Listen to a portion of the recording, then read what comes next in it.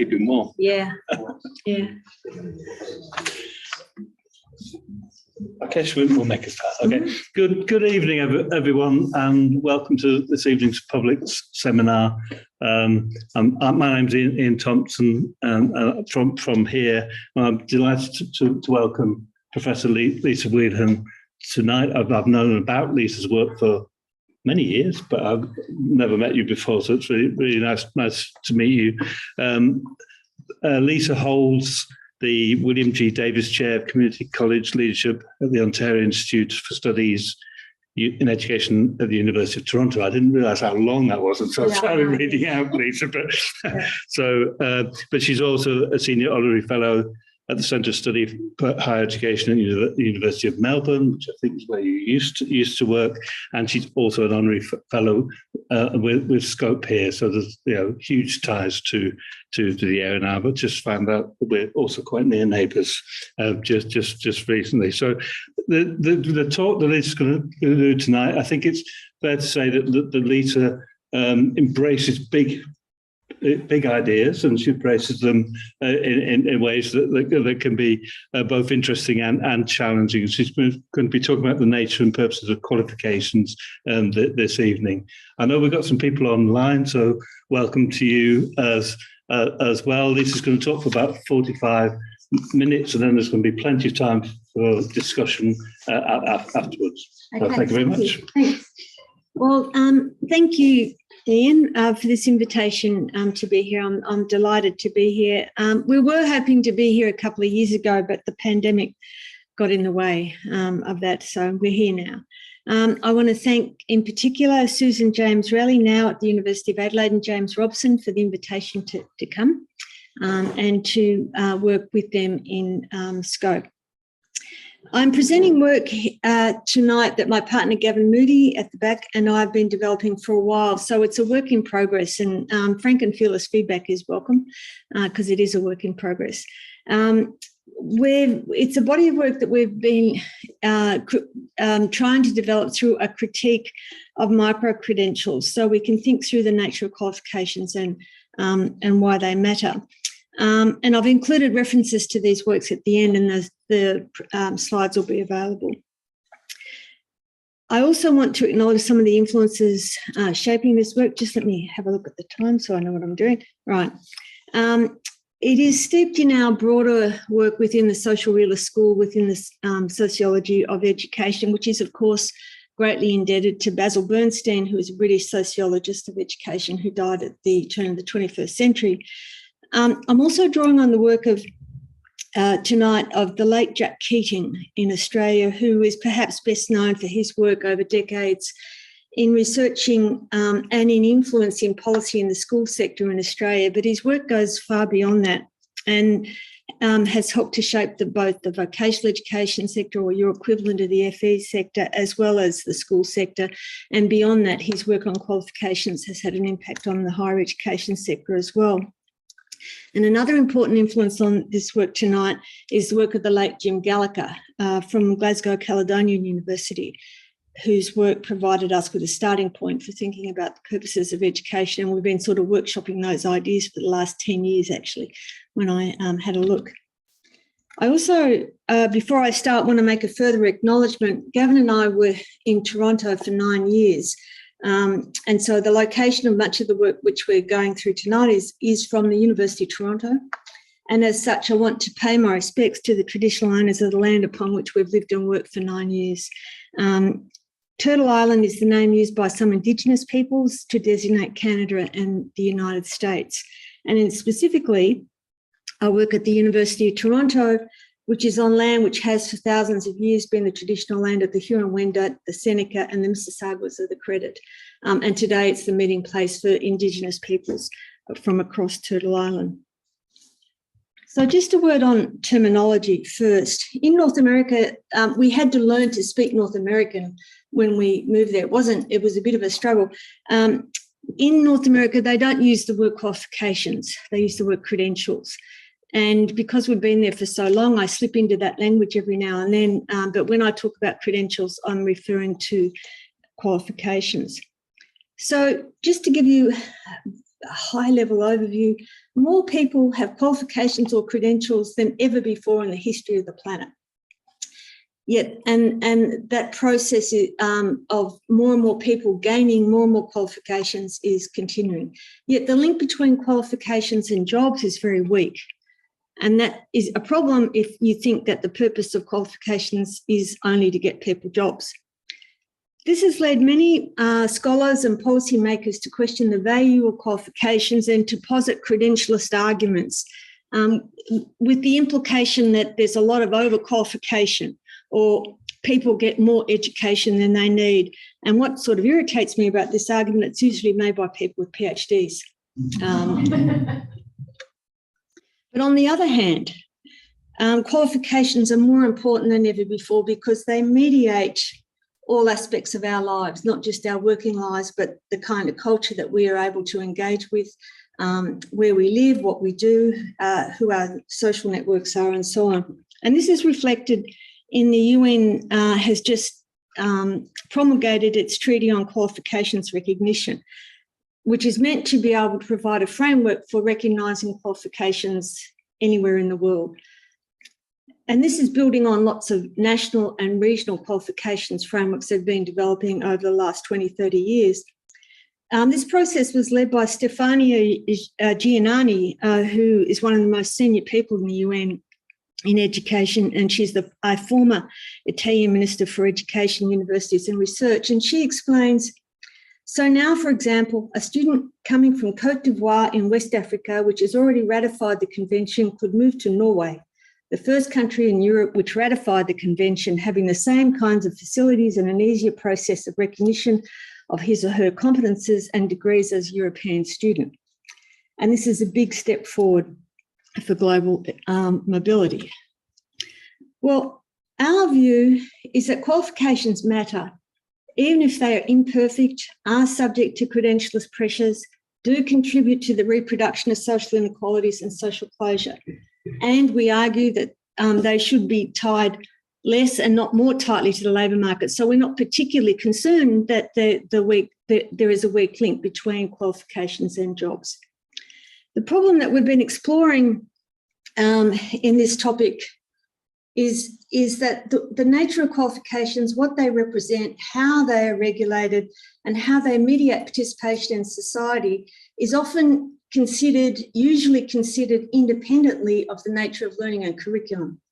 So we have curriculum theorists and learning theorists who don't talk about qualifications very much, and tertiary educational scholars and policymakers who talk about qualifications and qualifications frameworks, but not much about the nature of learning.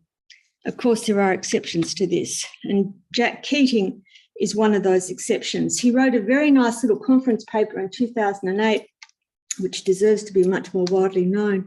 I've included a link in the references, and we want to use this as our starting point.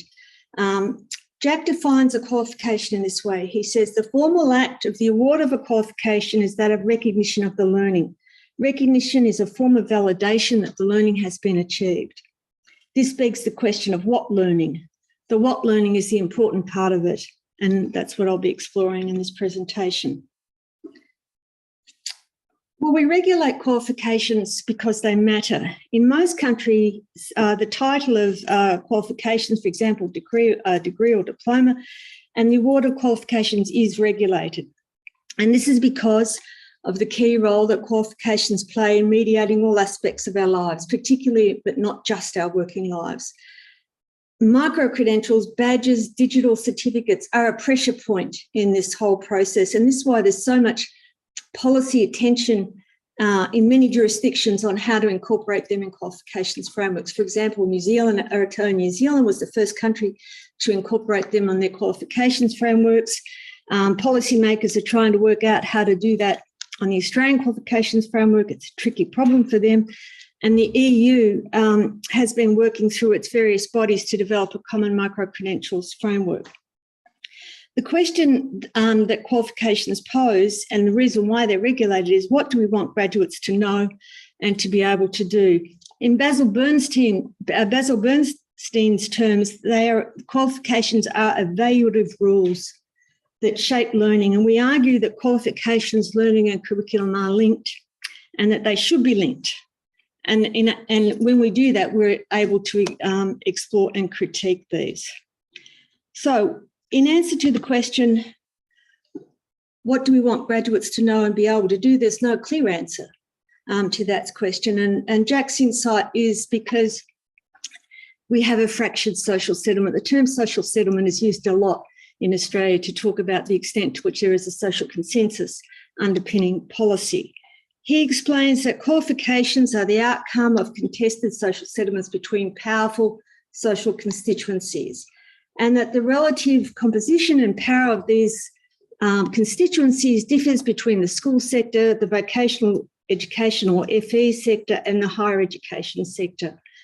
And that schools, particularly private schools and universities, have powerful elites to protect their interests because they train the social elites. But the outcomes are always a compromise and are always under pressure. And in the vocational or FE sectors, they don't have the same sort of powerful constituencies, and they're usually the sector which is acted upon by powerful interests, including employer peak bodies. And when we have Labor governments in here or in Australia, it may include unions under more corporate arrangements. So the social settlement is a compromise over what matters and why. But this social settlement is under pressure in each sector. On the one hand, we have the culture wars in curriculum, and on the other, we have the jobs focus, and under the last Australian government, the egregious efforts to dissuade students from doing useless arts degrees because they putatively don't lead to good jobs. Increasingly, the social settlement has narrowed to the development of human capital as the principal purpose of education in all sectors. So our argument is that qualifications in all sectors need to foster human flourishing and not just knowledge and skills for work, and that micro-credentials do not do this, and they do not serve the agenda of social inclusion. So the key question that we ask is what kinds of qualifications and credentials are required to prepare people for work, citizenship, and life. So what I'm going to do is I'm going to look at forms of tertiary education, theories of tertiary education. So tertiary education, I mean post-school education, covering both FE and HE, the roles of qualifications and how we can theorise those. And then I'm going to look at micro-credentials and conclude by focusing on what kind of credentials we need. So just to begin with Martin Trow's work, who a US scholar writing in 1973 in an extraordinary and prescient analysis, in which he theorised how higher education would develop. And it's an amazing prescient analysis. In writing about higher education, he included associate degrees that are offered by community colleges in the US, which are analogous to diplomas and advanced diplomas in Australia, or higher national diplomas and foundation degrees here, and diplomas and advanced diplomas in Ontario, which is our home province in Canada. So Trow argued that an elite system is one in which less than 16% of the relevant age cohort goes on to higher education, and it's a privilege that's afforded principally to the elites, and it's one way in which the privileges of the elites are socially reproduced. A mass system, on the other hand, is one in which about 16 to 50% of the population goes to higher education, and participation in such a system incurs an advantage. It's a principal means of social mobility. A universal system is one in which more than 50% of the population go on to higher education and participation is expected, and not participating incurs a disadvantage. And that's a key point in our argument as we are developing it. When he revisited his work some decades later, in 2010, he found that his original analysis was fairly linear. First there's an elite system, then there's a mass system, and then there's a universal system. He argued in revisiting that work that that it's best to see this as forms of tertiary education, because when the mass system emerged, the elite system didn't go away.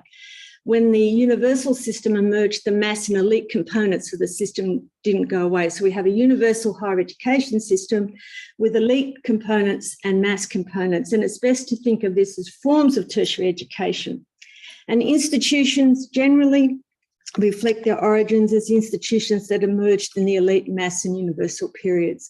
So the University of Oxford emerged in the elite period, whereas the post-1992 universities are arguably institutions more characteristic of the universal period, as are FE colleges. That is, they are more vocationally focused, they have less privileged access, and they prepare people for a broader range of jobs. An elite system is one in which less than 16% of the population participate, and the purpose of an elite system is to prepare the social elite. The nature of curriculum is fairly insular, and its purpose is to shape the mind and character of the social elite. This is the sort of Newman-Humboldt type of vision of higher education. It has highly structured academic and professional knowledge with strong boundaries between the institution and society. And its purpose is to train future leaders in elite roles in government and the learned professions. A mass system is one where 16 to 50% of the population participates, and its purpose is to prepare a broader range of the population for a broader range of technical and economic leadership roles. The curriculum tends to be less bounded, it's more curricular, it's semi-structured, and there's fuzzy boundaries between the institution and society. The mass system really emerged after the Second World War, and its purpose was to train experts for a broader range of elite occupations, the technical and economic roles that have emerged after the war. And we saw a massive expansion of professional roles, white-collar jobs in the 1960s and up until the 1970s. And for the first time, participation in the mass system provided a means for social mobility for a much bigger percentage of the population, and participation brought an advantage. And so we see that the technical and vocational purposes of education really begin its ascendancy over the liberal and general purposes of education after the Second World War. The purpose of a universal higher education system is to prepare the whole population for rapid social and technological change in advanced industrial society, where the boundaries between knowledge and academic knowledge and everyday knowledge break down, where the boundaries between the institution and society break down. I think it's important to emphasise with Trow's work that he wasn't arguing for narrow vocational competency-based models of education in the universal system. He saw that while responding to external market imperatives, the purposes of a universal system were still broader, in that a good vocational preparation is broad. For example, how to respond to a pandemic or something like that. In universal systems, as they have evolved, students gain access to human capital, but this is no longer enough to confer an advantage, as increasing numbers of students newly equipped with their human capital may not obtain the jobs that enable them to use it. However, the penalties for exclusion in universal systems are worse than they are in elite systems, because at least when a smaller segment of the population had access to higher education, there were many jobs available to those who did not have access to higher education.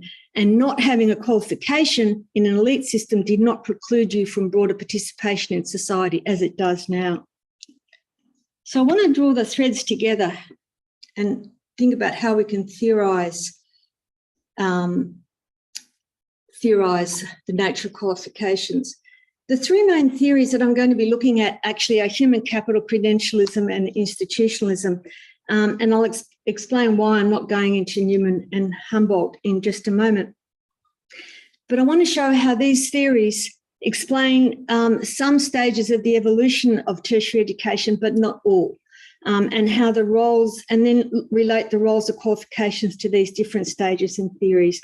I don't want to present this as a tight conceptual framing. This is the second time this has had an outing, and it's changed quite a bit from the first time. So we're still sort of thinking about it as we go.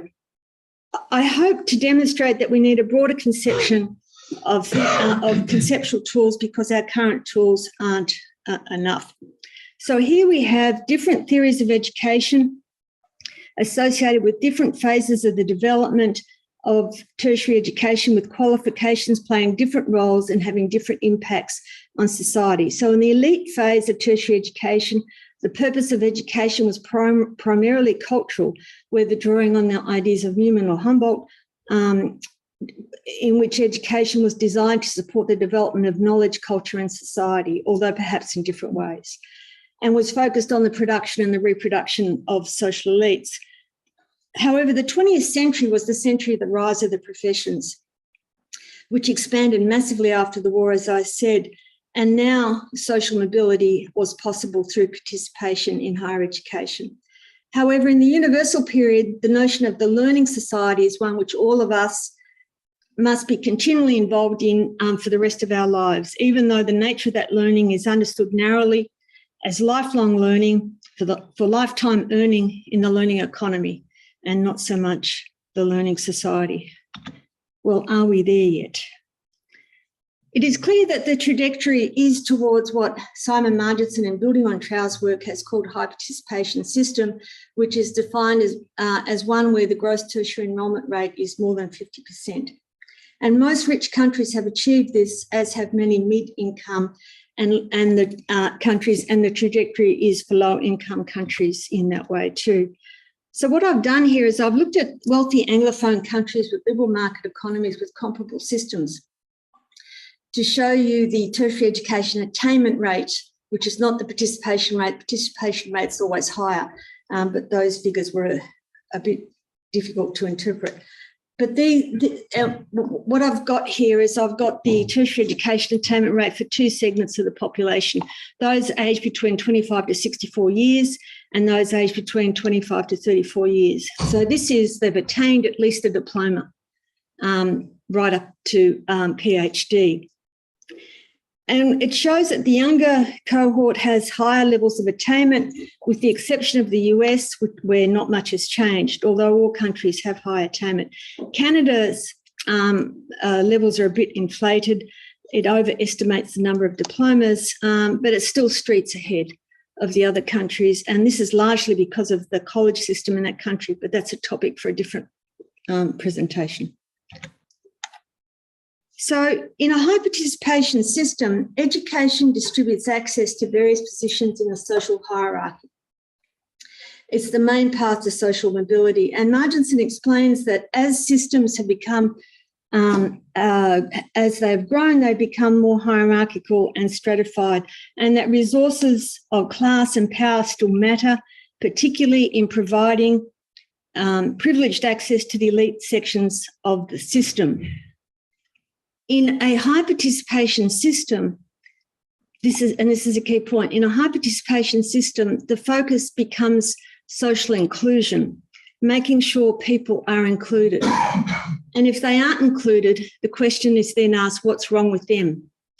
Rather than a focus on the distributive justice and the social justice outcomes of education. So in a universal system, the main aim is to find someone a place anywhere in the system, doesn't matter, as long as they're included. I'm not trying to run down social inclusion. I think it is important, but it is not the same thing as social justice or distributive justice. So in a high participation system, we have to ask who gets access and to what do they get access. When half the population has access to post-secondary education qualifications, what happens to the other half who don't have this access? What about the other half or those who've gone before them who have not had access? And these were very nice questions that Anna Smolentseva asked in her 2018 paper on the nature of high participation systems.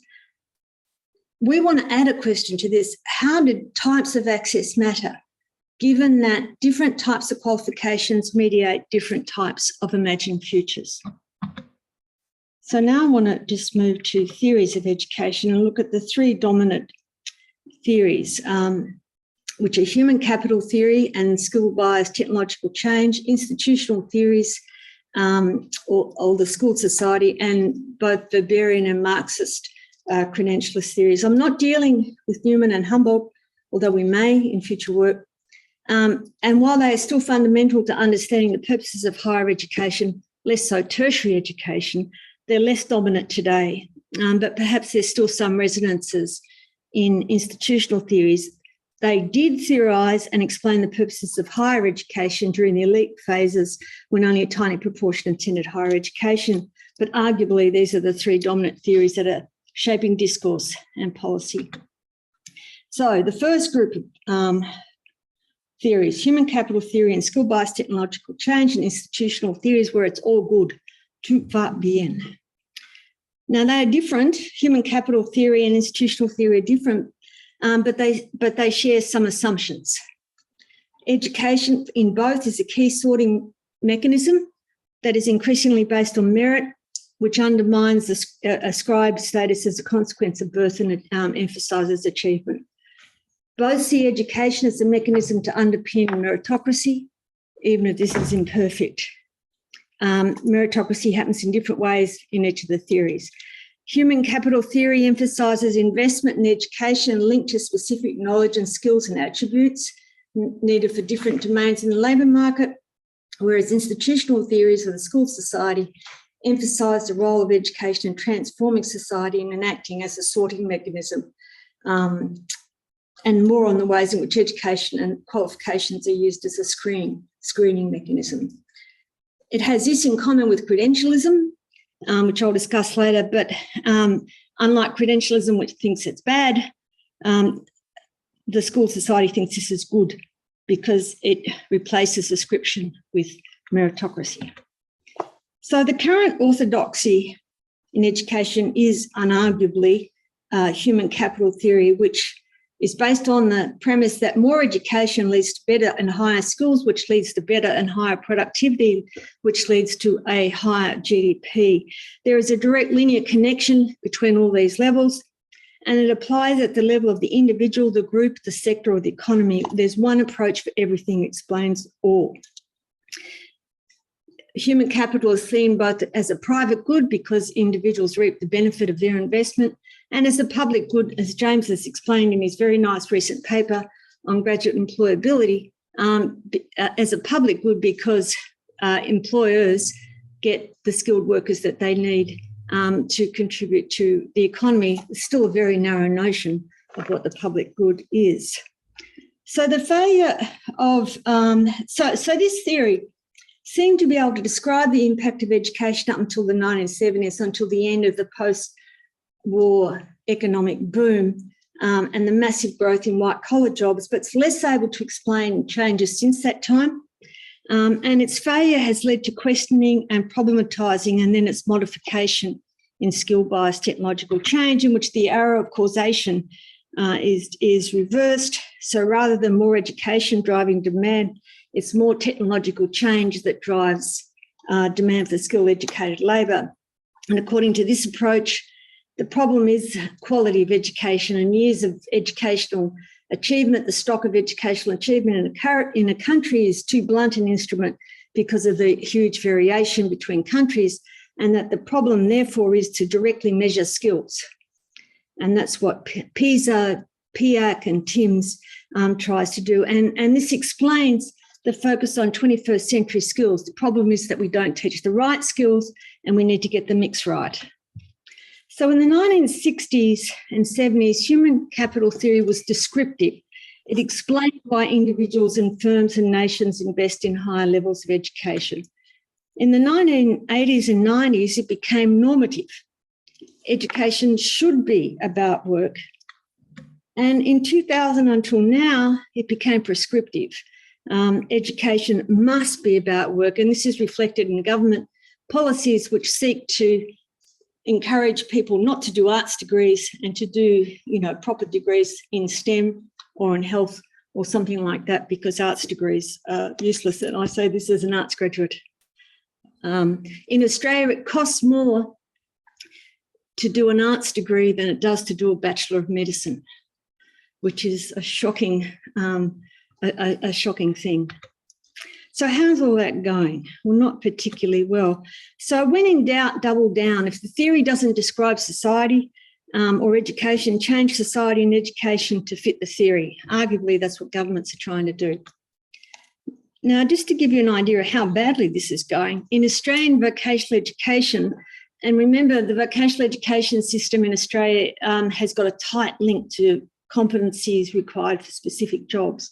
Only 25% of graduates of vocational education credentials or qualifications were in the same job as that associated directly with their credential. There was a further 25% or so who were in a related job, but this is still very low for a system that's designed to get people into specific jobs. So Australia borrowed its model of curriculum in vocational education from the UK, and then it eclipsed the UK. It's a tight model of competency-based training. And paradoxically, in Australia, but also in Ontario and Canada, the links between qualifications and jobs are better for higher education than they are for vocational education, because in non-regulated areas of the labour market, where you don't have to, unlike nursing, you can't be a nurse unless you've got a nursing degree, you can't be a lawyer unless you've got a law degree. For regulated occupations, the links between qualifications and jobs aren't bad. For unregulated occupations, they're very weak. And in higher education, they're better than in vocational education because employers use the level of the qualification as a proxy for ability and skills rather than specific knowledge and skills. So now I want to look at institutional theories of the school society, where education is seen to be the driver of an inexorable transformation of society. The education, according to this approach, the education revolution is at the centre of post-industrial society, where educational credentialism becomes ever more legitimate. And a key theorist in this school, David Baker, argues that education is the key driver in this transformation. He says that more so than forces from outside the institution, such as the economy and labour market demand. He says there's 4 processes by which this is happening, and which is deeply integrated into the occupational structure: the belief in equality of opportunity as social justice rises, the belief in the development of modern individuals as a collective good, the belief in the dominance of academic intelligence, and the belief that a diversity of academic degrees is synonymous with the diversity of specialised knowledge. Now, I want to move to the theories that say it's all bad, tout est mauvais, Weberian and credentialist theories and Marxist and neo-Marxist credentialist theories. So these two books by Dorr and by Collins are famous in this literature. So this group of theorists draw from the tradition of Max Weber, who was a German sociologist and regarded as one of the founding fathers of sociology in the second half of the 19th and early part of the 20th century. In this approach, literacy and numeracy matters and the rest not so much. So school education matters and the rest is questionable. Credentials are a mechanism for competing status groups to ensure and maintain social closure, particularly in the professions. They argue that most education needed for the professions can be learnt on the job. You don't need to have specialised credentials. And this leads to overskilling, over-education, credential creep, and the educational arms race. And there is a lot of evidence that competition for jobs is intensifying. This approach shares with institutional theory the belief in education as the centre of the new social order, but in a way that fundamentally reproduces social inequality and social closure. They argue that this is demonstrated by the sheepskin effect, and it's called the sheepskin effect because parchments hundreds of years ago were originally written on sheep vellum. So the sheepskin effect is that those who have a credential earn more than those who have virtually the same amount of education in the same area but lack the credential. And this shows that the point is that if people learnt stuff of value, that it wouldn't matter whether they had the qualification or not. And this shows that the credential is the key and not so much what they've learnt. Now, there is an important insight, as David Dills explains, who writes in this tradition. He says the proliferation of diplomas transforms the social definition of those who lack them. He says with educational expansion, high school dropout becomes a stigmatised and despised category, even when the productive potential of these people is unchanged. Thus, positionality, at least in this admittedly very specific historical context, works to the benefit of those whose credentials have become more congested. He says education as a positional good is more likely in countries with weak vocational education systems. He says where individuals have an incentive to acquire higher levels of education in order to stay ahead of the labour queue. And positionality through education becomes a fundamental feature of social stratification. Now, Marxist credentialist theories argue that education is a key mechanism for reproducing class society and social inequalities. The point of education is to reproduce a working class who has the sensibilities for mass production. And we can see this in a lot of the employability skills that emphasise having the attributes that the boss finds desirable. You know, all playing for one team, for example, which is the firm or the enterprise, where other relations of solidarity, for example, being a member of a union, aren't included. And the game is rigged. And the most famous text in this tradition is Schooling in Capitalist America by Bowles and Gintis. And so this tradition also argues that overskilling and overeducation exists. And the problem is that the skills held by those in low status jobs aren't recognised. For example, women in childcare or electricians or so on. Now, the problem for me with both Weberian and Marxist theories is that they both implicitly accept the human capital argument. Education is meant to be the gateway to good jobs, and it isn't, so education fails. Now, they don't really posit an alternative vision as to what education can do or evaluate the ambiguities. Now, not all Marxists do this, of course. For example, those in the Gramscian tradition don't, but a lot of Marxists do, and I count myself as coming from that tradition. Now, all of these theories have a point. Human capital theory does augment society's productive capacities in unequal ways. Institutional theory is right. Education is contributing to transforming society. The Weberians have a point. Credentialism does enable social closure of professions and elites. And Marxist credentialist theorists have a point too. Education is a key mechanism for reproducing class and other social inequalities. So how do we take the insights from each of these to understand qualifications, how they function in society, importantly, what the problems are, and what should we do with this? I don't think any of these theories have the whole story. So I want to have a quick look at qualifications before quickly looking at micro-credentials and then finishing up. So Jack argued that qualifications shape learning because they influence the practices of education and training, and they act as a currency for the outcomes of learning. He identifies three traditions. The human capital, so we've built on this. We've developed this further. He says the human capital tradition, which is occupational and has an industry focus where curriculum is derived empirically from work and is often but not always expressed as competencies. A cultural tradition, which is more the Newman-Humboldt, which is based on abstract sequenced knowledge, the disciplines, which provides access to knowledge and to citizenship. And education has a broader social purpose. And then the third, which really has come about since the 1970s, the pathways or the lifelong learning tradition, which is generalist, where we have links between standardised qualifications and strong links between education and social and economic participation. Now, arguably, this third tradition is now subsumed in the first. So its social inclusion is supported through access to human capital. That's the argument of policymakers. He argues that each type of tradition provides access to a different form of knowledge and to the capacity to participate in society's debates and controversies about what it should be like.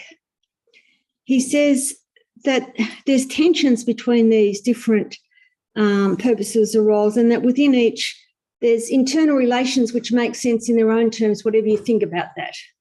So I think the human capital version is too narrow, but it still makes sense in its own terms. He says the tension between the two traditions provide different kinds of access to knowledge and envisaged a different notion of the citizen, but all lead to the central issue of knowledge and learning, including their role in the educated system. He argues that they have a relational quality. So the human capital tradition, the relational quality of that is the workplace practices in the occupation, not narrow tasks. And the cultural tradition is drawn from knowledge structures. He argues the case is that knowledge needs to be relational. It needs to be relational for epistemological, ontological reasons and for pedagogical reasons. He says the relational aspects of knowledge have been the historical driver of the growth of knowledge and the core idea of a qualification in its intrinsic forms.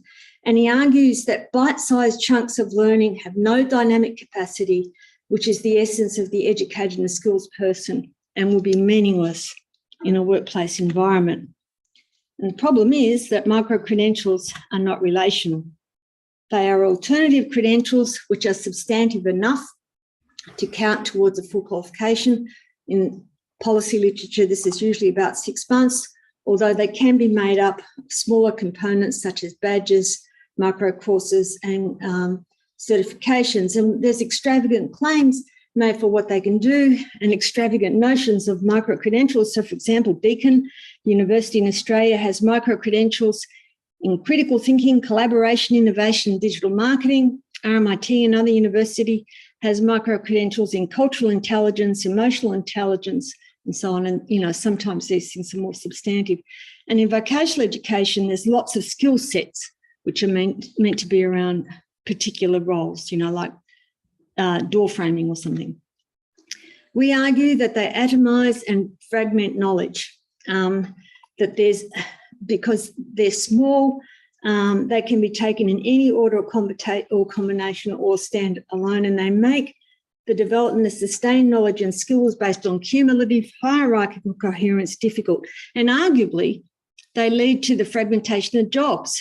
So this is one reason why employers like them so much in Canada and in Australia, because they could get door framers and window framers rather than carpenters. It drove the cost of labour down in some of these industries.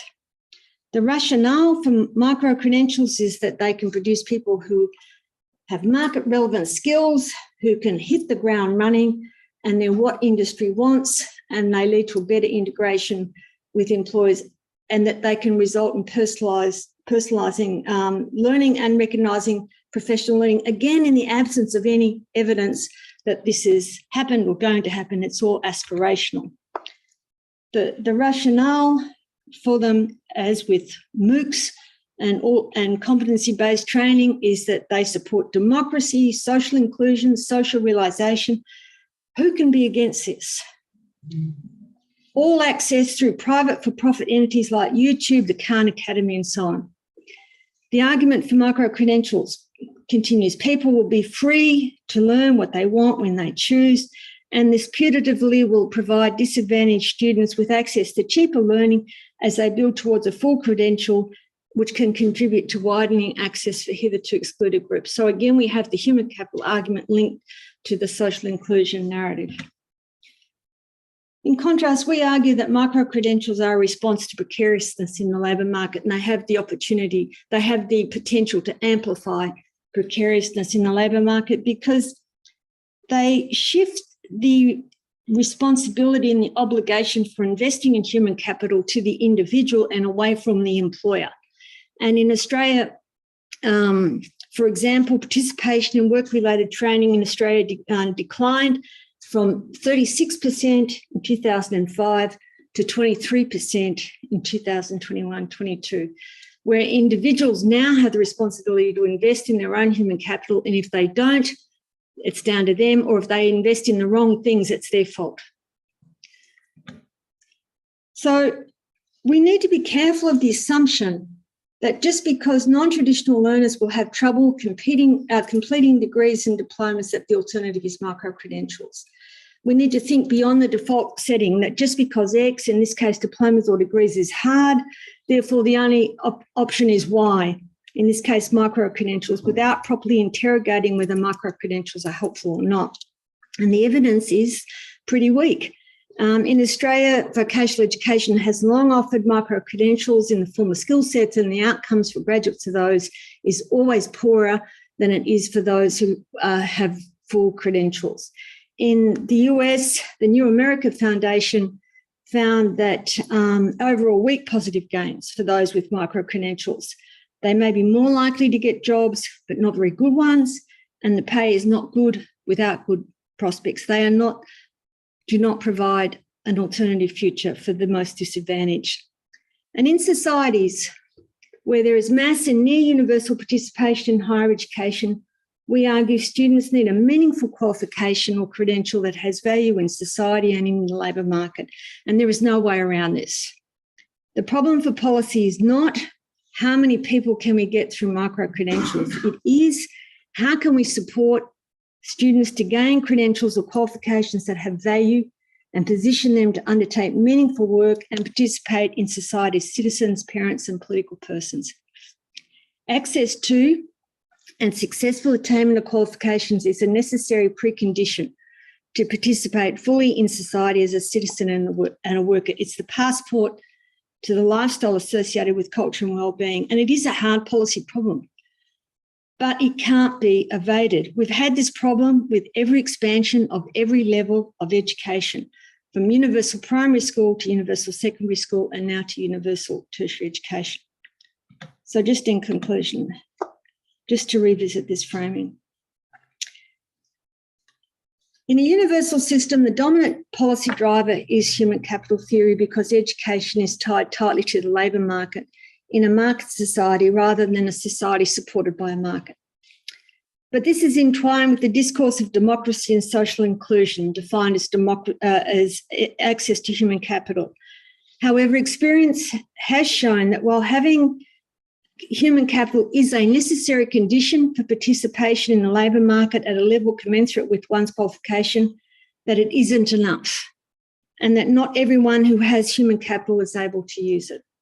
So this is an anemic and one-sided view of the purposes of education, but credentialism is arguably now an essential feature of society. Those in the elite and mass components of the system are still able to accrue an advantage, but not always. And this helps to explain middle-class anxiety about education as a positional good and ensuring one's kids go to the right schools and get into the right universities and the right professions. For those in the universal component, access to education is an essential defensive mechanism with enormous penalties for non-completion. So what kinds of qualifications do we need to prepare people for work, citizenship and life? Well, Bernstein argued that education and the rules they use to evaluate education or forms of assessment shape and distribute access to different forms of consciousness, identity and desire. They shape the possible and the different imagined selves, and a focus on a democratic and inclusive society and not just the creation of human capital requires a more expansive view of the role of qualifications.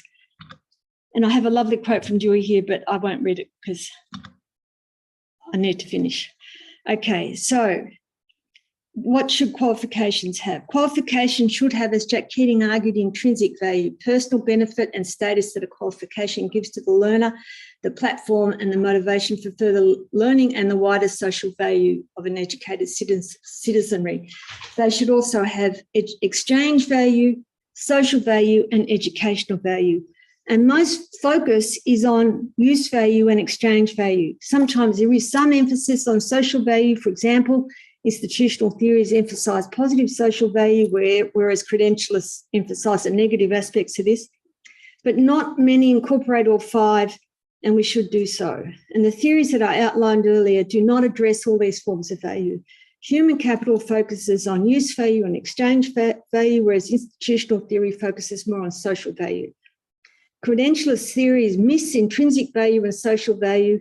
They focus only on use value and exchange value and note that the promise is not delivered. The theories, for the most part, don't focus on intrinsic value, social value and educational value. And all these dimensions are needed to support human flourishing. So a focus on these dimensions provides a way for thinking about the relationship between the individual and society, the knowledge they need to participate in society, and reinserting educational value allows us to explore what is distinctive about education. So just to conclude, this is where we end up, and this is where we end up with Jim Gallagher's work. The three purposes of education, qualification should be to develop graduates and society's understanding of theoretical abstract knowledge. Second, occupational, to develop graduates' individual and work groups' collective productive capacity. And third, social, to advance society, social justice and social inclusion. So here is the links to our work, and here are the references used in this, and thank you very much.